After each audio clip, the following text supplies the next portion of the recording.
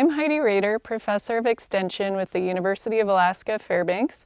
I'm here at the Porter Hill Farm today with Adam, Charlotte, and Joanna. They do some amazing things here. They grow a variety of vegetables, raise rabbits and goats, as well as a ton of raspberries. So we're going to learn a little bit more about what all they do here today. So, Charlotte, you grew up on a fruit farm in Illinois. Right, yeah, my dad grew strawberries. He had 8 acres of strawberries, if you can imagine that. And you sold those as you pick? Correct. And then you moved up here to Alaska, and you're still growing berries and strawberries and raspberries. And how did you settle on growing mostly raspberries? Well, I've failed at growing strawberries here. It hadn't done real well for me. And somebody gave me 6 raspberry plants years and years ago, probably 15 years ago. And we lived in North Pole at the time, so I started growing raspberries, found that they grew easily. So I just kept spreading my patch, and I enjoyed growing them, and I thought they were a lot easier to grow than strawberries. So you've tried Kiska, you've tried Latham and Boyne, and what variety has worked best for you? I like Kiska because they're so vigorous. You know, it's kind of rare to see a raspberry this tall, and these Kiska really grow well. They transplant very well, almost 100% success transplanting them. I've had Latham die off a couple years from the cold winter, and so I'll lose a year of production with them. And then Boyne, they're pretty productive. I do like them, but they've been a lot more difficult to transplant and get started for me, and they take longer to get started. So I also sell a lot of plants, and I like to sell people Kiska because I'm confident that they're going to be able to transplant them and grow them, and they're going to do well. And you have quite a pruning regime with the raspberries. Can you tell us a little bit about when you prune and how you prune? Sure, absolutely. Yeah, in spring I do my main pruning pretty much as soon as I can walk out into my patch where it's not snowy or muddy. And at that time I'm cutting out last year's canes that bore, which are going to be like kind of a woody stem. The canes, they bear fruit on second year canes and then they die, so then you cut those out of the patch. I top them at about 4 feet, and I only allow about 2 plants every foot of row. So I'm really thinning them down to the fattest canes and just a few canes, and I'm limiting how tall they can be also. And how wide are your rows, and then how far apart are your rows? My rows are only about 12 to 18 inches wide. They produce a lot on the edges, and so if you go wider, you're not really going to get any more production. You're just going to have more to take care of.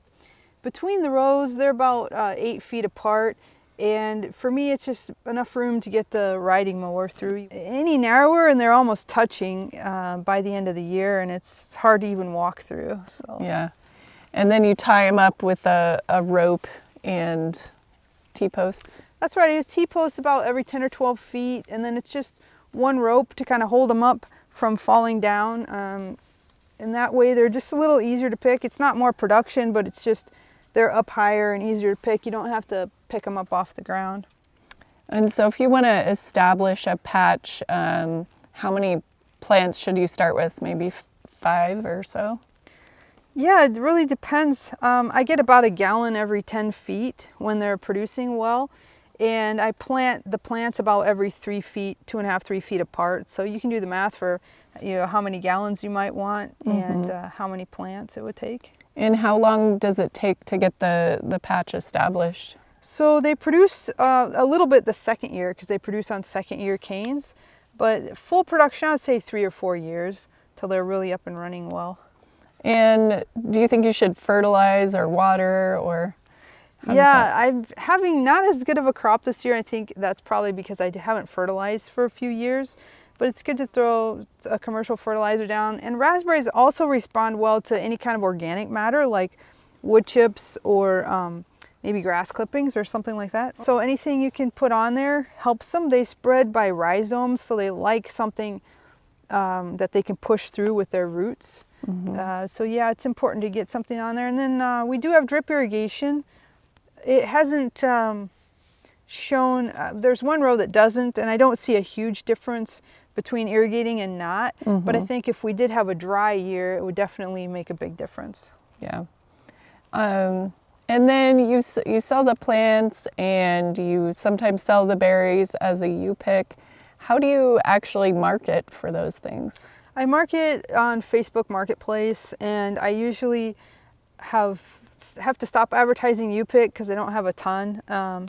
And so I don't do a lot of advertising. And then my plant sales, I sell about 200 plants a year, and I really also sell out pretty fast for that. But they can be transplanted anytime throughout the year, so yeah.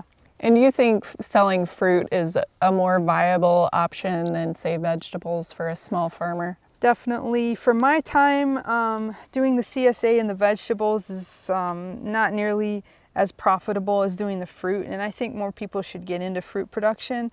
I think it's you're going to make more money per hour of time once they're established, definitely. Yeah, and you've tried all the other berries, the currants, the saskatoons, strawberries, growing apples, but you found raspberries are one of the most vigorous and easiest to grow to, it sounds like. Correct, yeah.